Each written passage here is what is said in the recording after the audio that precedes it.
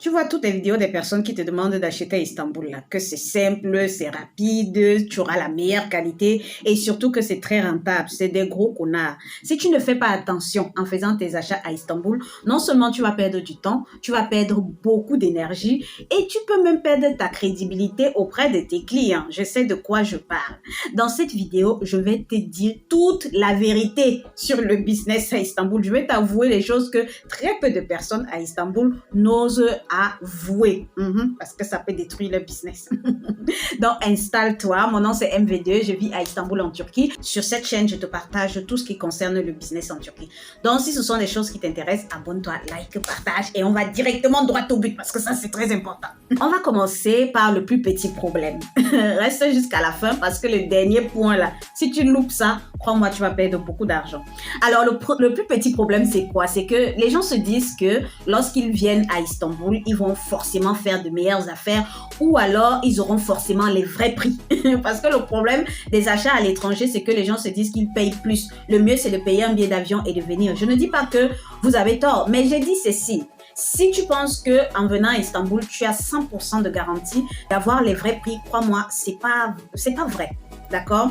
Alors, je t'explique. Il y a 2 points très importants à retenir.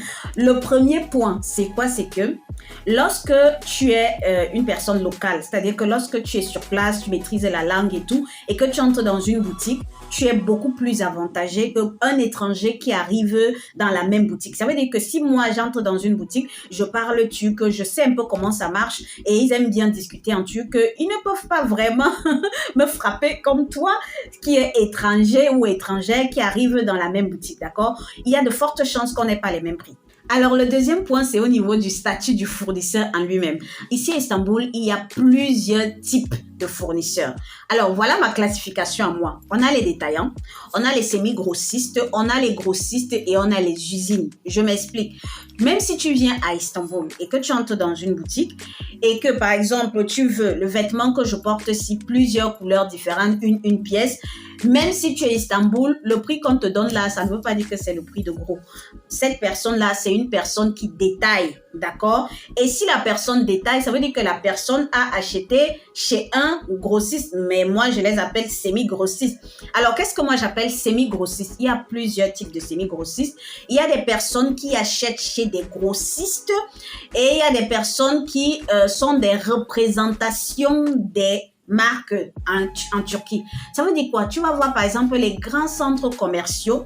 Généralement, dans ces centres commerciaux là, tu vas voir plusieurs marques. On en connaît beaucoup. Tu vas voir plusieurs marques. Ça veut dire qu'ils achètent chez les personnes qui détiennent ces marques-là, les propriétaires, et distribuent. Ce qui fait que si tu réfléchis bien, l'idée, c'est quoi? C'est que si tu trouves le bureau des marques qu'ils distribuent, tu as plus de chances d'avoir le meilleur prix. Je ne sais pas si tu comprends. Je m'explique encore. Ici à Istanbul, il y a des grands centres commerciaux, il y a même des boutiques qui sont plutôt des distributeurs et non des producteurs. D'accord? Quand je dis distributeur, ça veut dire que leur rôle, c'est juste de mettre à la disposition des clients plusieurs types de marques. D'accord? Maintenant, qu'est-ce que moi j'appelle grossiste? C'est justement ces marques-là qui ont la possibilité de produire leur propre stock et de mettre ce stock-là à la disposition des clients. C'est-à-dire qu'ils ont une usine, ils produisent et ils vendent directement aux clients. Lorsque tu tombes sur une marque comme celle-là, tu as de fortes chances d'avoir un meilleur prix par rapport à tous les systèmes que je t'ai donnés jusqu'ici. Et puis maintenant, tu as les usines. Elles n'ont généralement pas de showroom ou je ne sais pas. Ici à Istanbul, c'est un peu souvent très caché et tout, mais tu peux les trouver. Elles n'ont même pas de catalogue parfois et c'est vraiment quelque chose que moi, je ne comprends pas. Mais tu peux les trouver. Mais l'inconvénient, c'est que il faudra prendre une grande quantité. Certes, il y a des très petites usines qui peuvent produire des très petites quantités en fonction de la demande, mais là-bas, c'est vraiment sur commande. D'accord? Et ça dépend de ce que tu désires. Ça, c'est le premier point. Donc, si tu ne maîtrises pas tout ça, crois-moi, comment est-ce que tu vas faire les bonnes affaires même si tu viens à Istanbul? Tu peux pas. Deuxième problème, et c'est même un petit problème, hein. Même lorsque tu as déjà tes fournisseurs, c'est-à-dire que tu es même en contact avec les fournisseurs, les Turcs ont un problème, c'est la communication. L'homme turc ne sait pas communiquer. Ils ne sont pas dans la diplomatie. C'est pas leur problème. Ici, c'est le genre que tu peux être très ami avec un Turc à 10 heures. À 15 heures, vous avez un énorme problème. Tu te dis parce que vous êtes généralement amis ou alors vous discutez tout le temps, il va le gérer comme nous, on a l'habitude de gérer entre amis. Ben non, façon, il va te régner. Ah non. Et question service client, moi j'ai toujours dit, ici, ils sont merdiques. Ce qui fait que même lorsque tu as un problème avec eux, que ce soit un problème sur les articles que tu as achetés qui sont peut-être de mauvaise qualité, ou alors sur le problème de paiement, peut-être tu as payé des extras, bref, peu importe le problème que tu auras ici, oublie, parce que il y aura jamais de compréhension entre vous. C'est des personnes qui ont un ego surdimensionné et qui n'acceptent pas les reproches du tout. Et si tu décides même de faire un recours légal ou je ne sais pas, tu perds ton temps parce que ça ne va rien donner. D'accord? Et avec l'histoire de la barrière de la langue, ça fait en sorte que même lorsque vous discutez, tu n'as même pas la possibilité de te faire comprendre parce que généralement, certains Turcs ne parlent même pas un petit bout d'anglais comme ça là et ils s'en foutent, hein, ça ne les dérange même pas. Et le pire dans tout ça, c'est que parfois même quand tu as envie de créer, de trouver un terrain d'entente, ils ne sont même plus là. Eux, lorsqu'ils ont déjà vendu un article, pour eux, c'est bon comme ça, d'accord? Pour eux, la transaction est finie. Et même si tu ne reviens pas après, ça ne les dérange même pas. Ils n'ont aucun système de fidélité. Ce qui fait que parfois je me demande comment ils font pour devenir milliardaires et millionnaires parce qu'ils n'ont rien de tout ça. Ils s'en foutent. Ils comptent juste sur le fait qu'il y aura toujours plus de personnes qui vont arriver à Istanbul ou alors qui vont acheter en ligne et ils vont toujours continuer de gagner l'argent. Ce qui est vrai d'ailleurs parce que Istanbul est toujours là depuis très longtemps. Donc il y a ce deuxième problème. Le troisième point, c'est les arnaques silencieuses. Au début, j'ai juste parlé des prix, hein. Mais il y a des arnaques, ce que j'appelle les arnaques silencieuses. C'est des arnaques que si tu ne fais pas attention, justement, tu peux perdre énormément d'argent. Alors, première arnaque. Ça, c'est même avec généralement nos propres frères, nos amis, nos connaissances. C'est-à-dire que, par exemple, tu viens à Istanbul où tu veux faire les achats en ligne, on te met en contact avec, on les appelle généralement les guides ou les personal shoppers. Alors, voilà comment fonctionnent les personal shoppers. On va d'abord commencer par l'aspect en ligne. Lorsque, par exemple, tu commissionnes un personal shopper, généralement, ils vont entrer dans les boutiques, d'accord, et arriver là-bas, ils vont essayer de négocier leur pourcentage. Que ce soit en ligne, que ce soit face to face. C'est-à-dire que même si tu as par exemple le groupe Telegram, tu as vu le vrai prix ou alors si tu as même la malchance de ne pas avoir le groupe Telegram, que tu as juste pris le numéro sur Instagram ou je ne sais pas où, tu les as contactés, tu as donné l'adresse, tu as envoyé la personne sur place, il y a, je dirais, 60% de chances que la personne, lorsqu'elle arrive sur place, si l'article coûte 10 dollars, te dise que l'article coûte peut-être 12 dollars ou 15 dollars et que les 5 dollars qui sont en haut entrent dans la poche. Maintenant, si tu viens sur place, ne te dis pas que tu seras à l'abri de ce genre de problème parce que tu es sur place.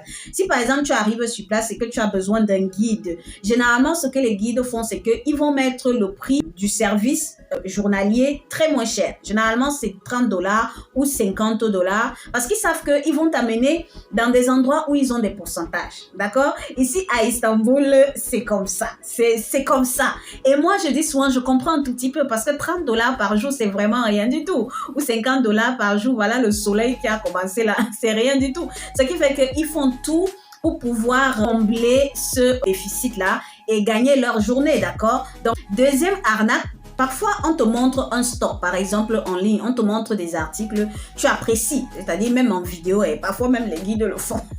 On te montre les articles même en vidéo, mais ce que tu reçois, c'est la catastrophe totale. Et généralement, on te dit que c'est dû au transport. Parfois, c'est vrai, hein. Je ne dis pas que, par exemple, moi, je suis dans le business, ça m'est déjà arrivé, mais parfois, quand toi-même tu vois, tu dis que ça, c'est pas vrai. Bon, certes, je peux porter cet article, tu apprécies bien l'article. Cet article peut être produit avec différentes matières. Ça, c'est des choses que très peu de personnes savent. On peut avoir le même vêtement, la même coupe, mais la matière n'est pas pareille.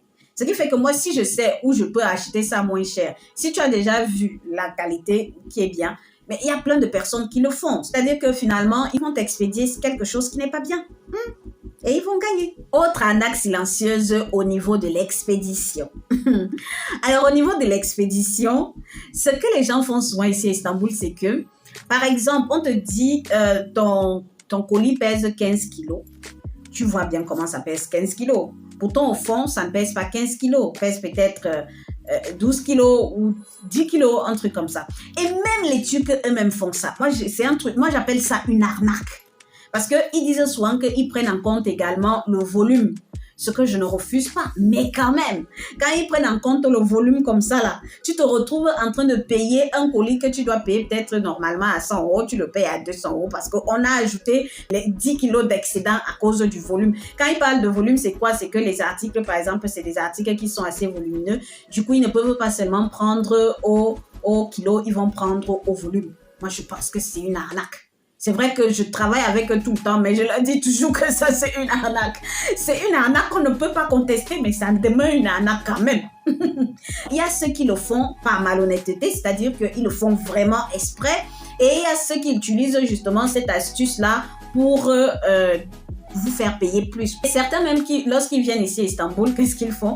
Ils laissent leur colis à leur guide et tout pour l'expédition. De toute façon, les gens là, vous mangez là-bas. C'est-à-dire qu'ils vont vous dire que non, le total, ça fait tel montant. Mais vous les croyez parce qu'ils ont été très gentils. Autre problème, ce qui est beaucoup plus grave, le taux de change.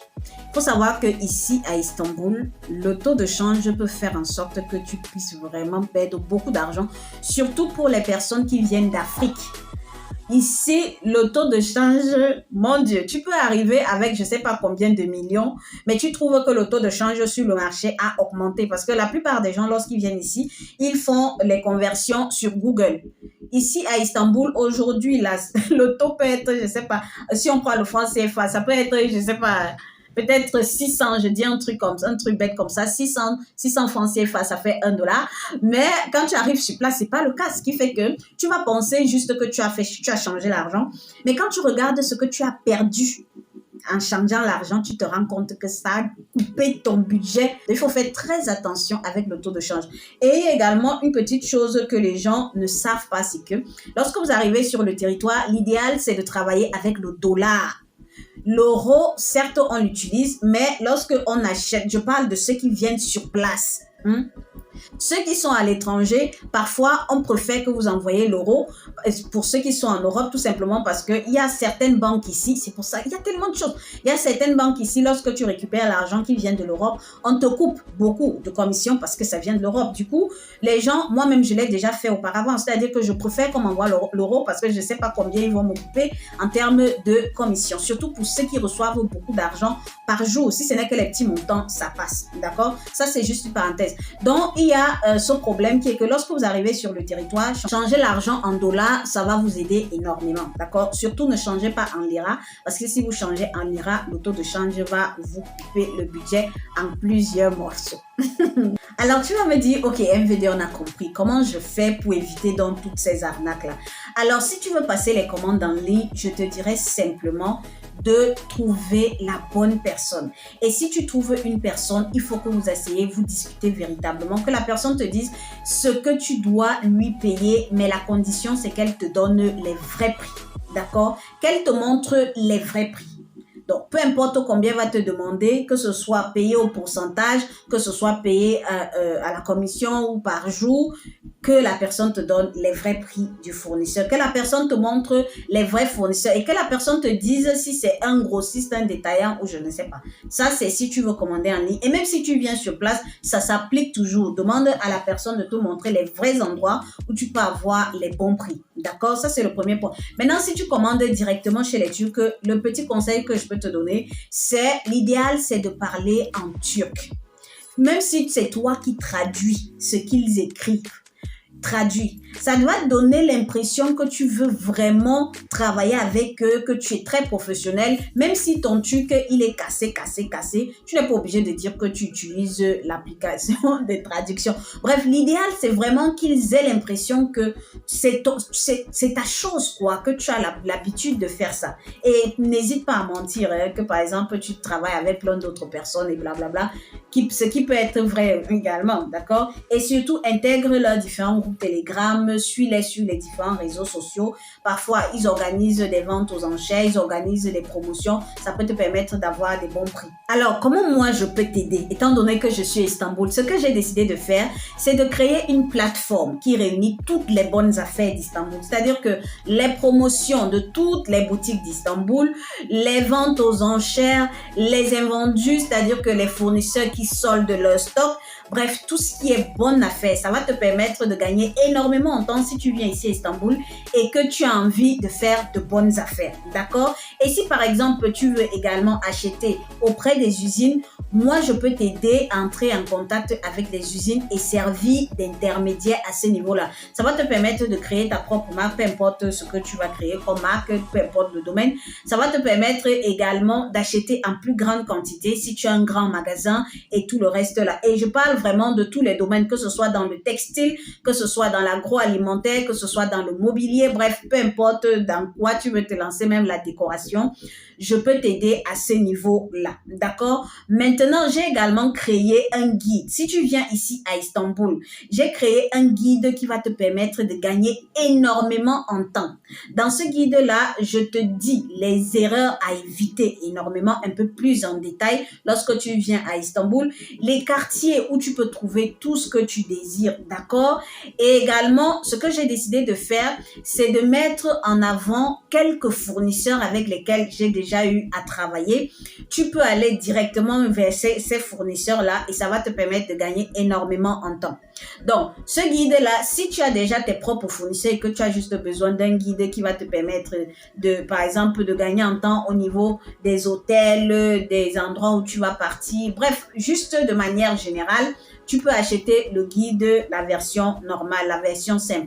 Mais si tu as besoin d'un guide qui est un peu plus poussé avec quelques contacts, un peu comme fournisseurs, quelques contacts de transitaires pour vraiment t'aider sur toute la procédure, qui sera un peu comme ton compagnon personnel à Istanbul et qui peut même t'aider à mieux diriger le guide avec lequel je vais te mettre en contact. D'accord?